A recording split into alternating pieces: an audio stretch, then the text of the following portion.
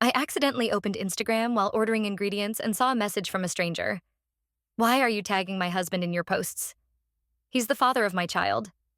3 years of our relationship, and Jason turned out to be married with a child in another city.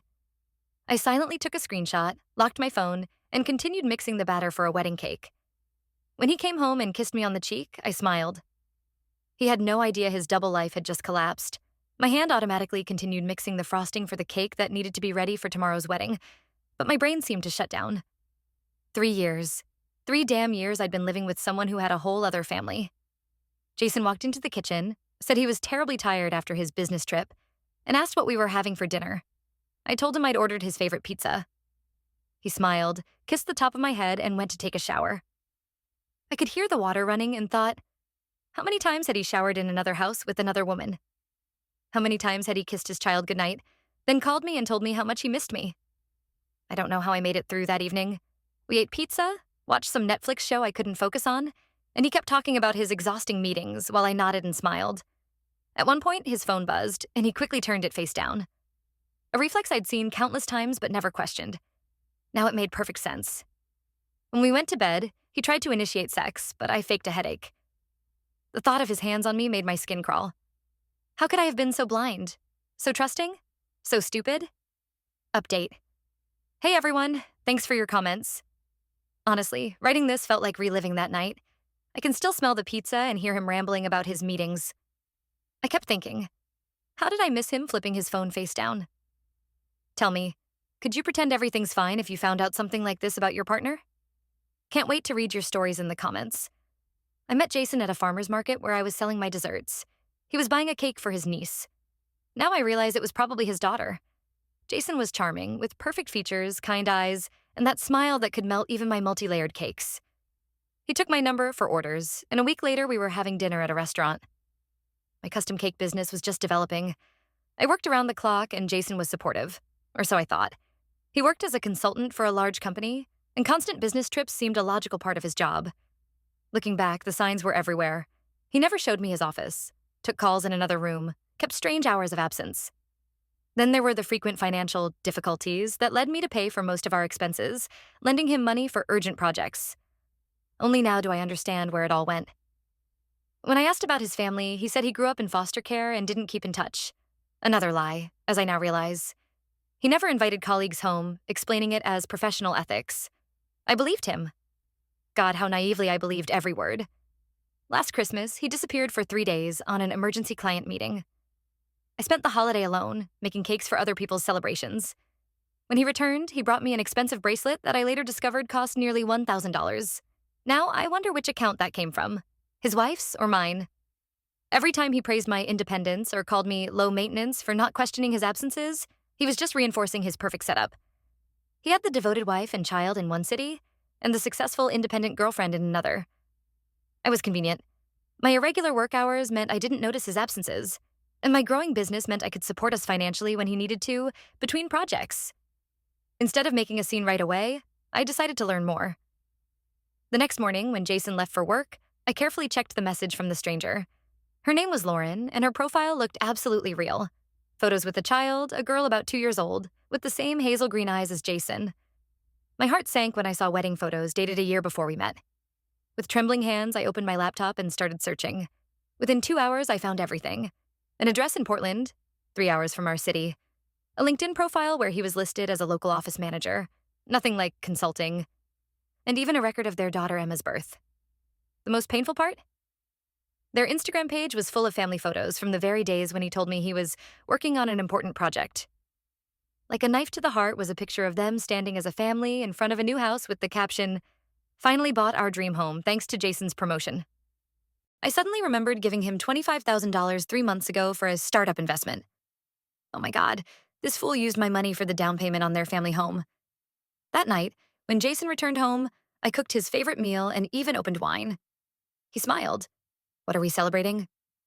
"Just thought you deserved a special evening," I replied, displaying a perfect smile. During dinner, he got a call and went out to the balcony. I could hear him whispering, "Yes, baby, I miss you too. I'll be home in 2 days." I nearly threw up. After dinner, he kept checking his phone, and I noticed he'd get texts that made him smile in a way I'd never seen before. At one point, he excused himself to the bathroom, and I heard him on a hushed call. When he returned, his face was flushed with excitement. "Good news," he said casually. "That startup we invested in? It's moving forward, but I need to go to Portland tomorrow for a meeting with the investors." Portland, where his wife and child lived, where our $25,000 had gone to buy their house. The audacity was breathtaking. "How long will you be gone this time?" I asked, pouring him another glass of wine. "Just 2 nights," he replied, taking a sip. "3 max." I nodded, still smiling. "That's great, babe. I'm so proud of you." That night, as he slept soundly beside me, I scrolled through Lauren's entire social media history. She had posted about house hunting with the hubby the exact week Jason had told me he was at a conference in Chicago. There were birthday celebrations for their daughter when he claimed to be stuck in Seattle due to bad weather. Every piece was falling into place like a perfectly aligned layer cake. Beautiful on the outside, but filled with poison. Update. Guys, thank you so much for your support. It means the world to me. Writing about the moment I realized my $25,000 went to their family home hit like a punch to the gut. I was sitting there, remembering how proud I was to help with his startup. Thanks for being there. It really helps. Quick question. What's the boldest lie you've ever uncovered in a relationship? That night, lying next to the man I thought was the love of my life, I realized I deserved better. Not just better treatment, I deserved truth, respect, and honesty. What I felt wasn't a broken heart. It was pure, cold fury. I carefully got out of bed and went to the kitchen. Opening my laptop, I created a new folder and named it Project Truth.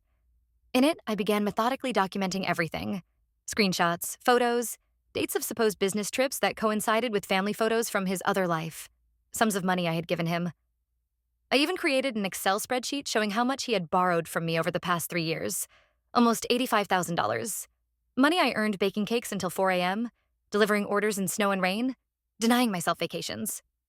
When the first ray of sunlight broke through the blinds, I knew what to do. I wasn't going to throw a fit. I wasn't going to beg for explanations. I was going to destroy his world with the same methodical precision with which he had destroyed mine. I still had a wedding cake to finish, orders to complete. Strangely, my work became my anchor. As I carefully placed sugar flowers on a 3-tier masterpiece, I realized that while my relationship had been a lie, my talent and business were real. For 3 years, I had poured my heart into building something that was entirely mine.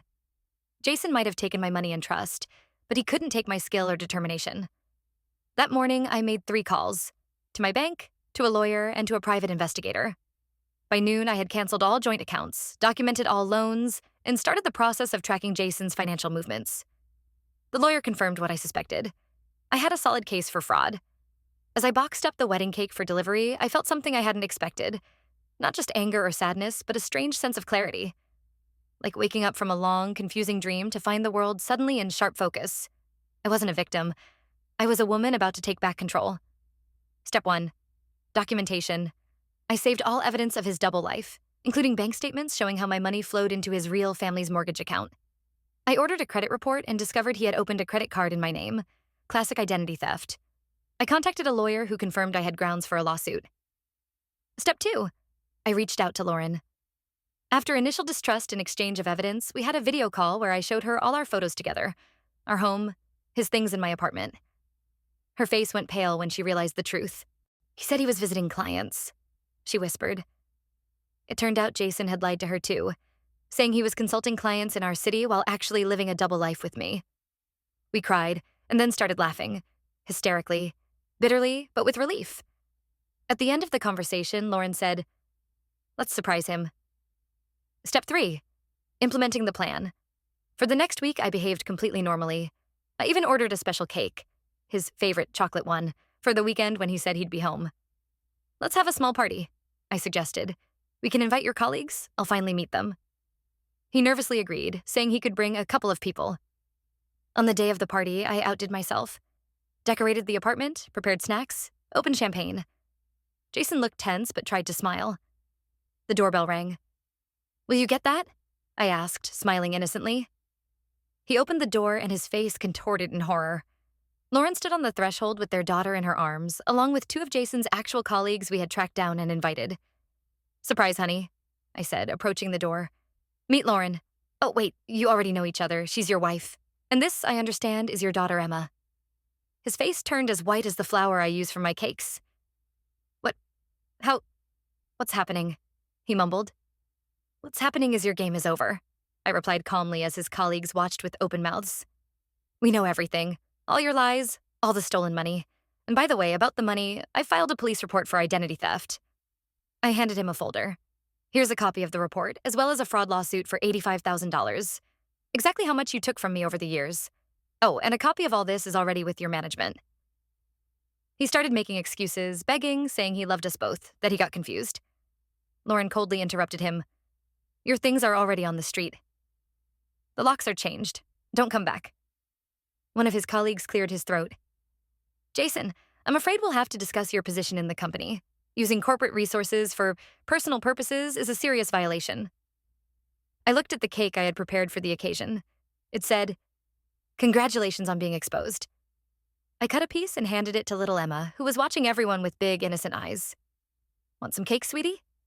Your daddy won't be able to use my cake money to pay your mortgage anymore. The look on Jason's face was priceless, a mixture of shock, fear, and the dawning realization that his carefully constructed house of cards had completely collapsed. He tried to speak, but no words came out.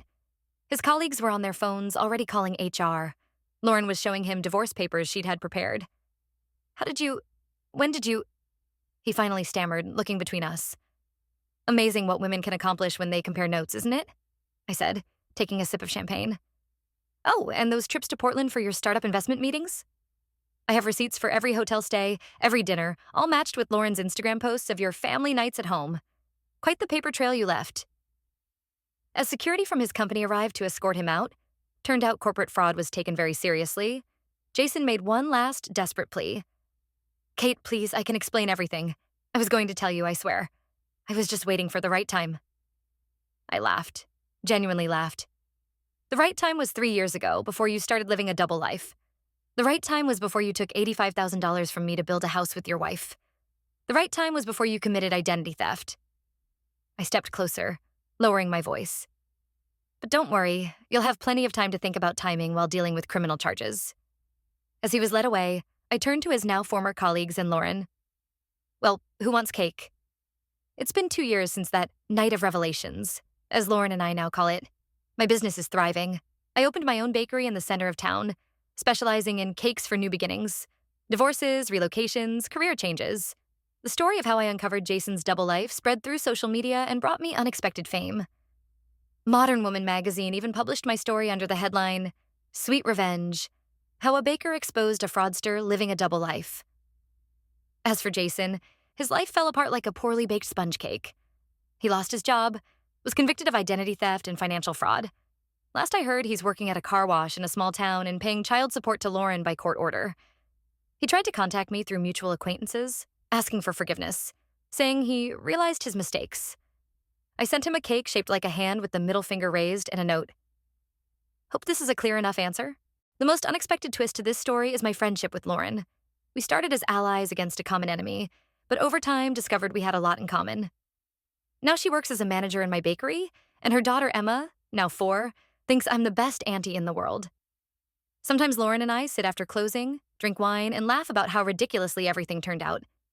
You know, people often ask if I regret the years and money spent, and I always answer the same way. No. Those years taught me to value myself and never settle for less than I deserve. I no longer stand in the kitchen until 4 a.m, mixing dough and crying over a man who wasn't even worth my tears. Now I make cakes that help people celebrate freedom and new beginnings. Just last month, I got a letter from prison. Jason, serving his 18-month sentence for fraud, wrote that he thinks about me every day and hopes someday I'll forgive him. I used the letter as a recipe card for a new creation, the Fresh Start Cake, now our bestseller. Some customers order it to celebrate leaving toxic relationships, others for new jobs or moves to new cities. The bakery has become more than just a business. It's a community.